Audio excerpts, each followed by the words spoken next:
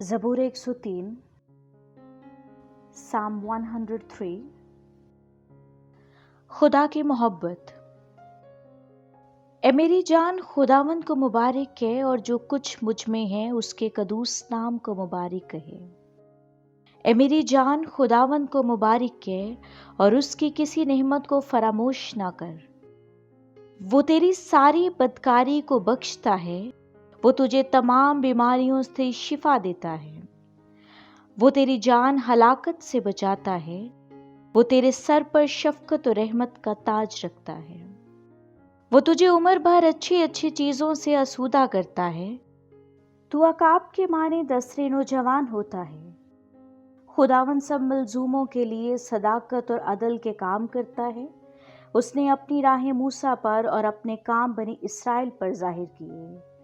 خداوند رحیم و کریم ہے، قہر کرنے میں دھیما اور شفقت میں غنی۔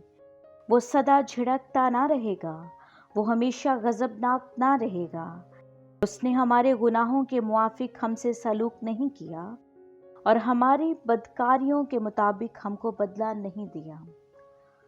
کیونکہ جس قدر آسمان زمین سے بلند ہے، اسی قدر اس کی شفقت ان پر جو اس سے ڈرتے ہیں۔ جیسے پورب پچھم سے دور ہے، ویسے ہی اس نے ہماری خطائیں ہم سے دور کر دیں۔ جیسے باپ اپنے بیٹوں پر ترس کھاتا ہے، ویسے ہی خداوند ان پر جو اس سے ڈرتے ہیں ترس کھاتا ہے۔ کیونکہ وہ ہماری سرشت سے واقف ہے، اسے یاد ہے کہ ہم خاک ہیں۔ انسان کی عمر تو گھاس کی مانند ہے، وہ جنگلی پھول کی طرح کھلتا ہے کہ ہوا اس پر چلی اور وہ نہیں، اور اس کی جگہ اسے پھر نہ دیکھیں گے۔ لیکن خداوند کی شفقت اس سے ڈرنے والوں پر ازل سے ابد تک، اور اس کی صداقت نسل در نسل ہے، یعنی ان پر جو اس کے عہد پر قائم رہتے ہیں اور اس کے قوانین پر عمل کرنا یاد رکھتے ہیں۔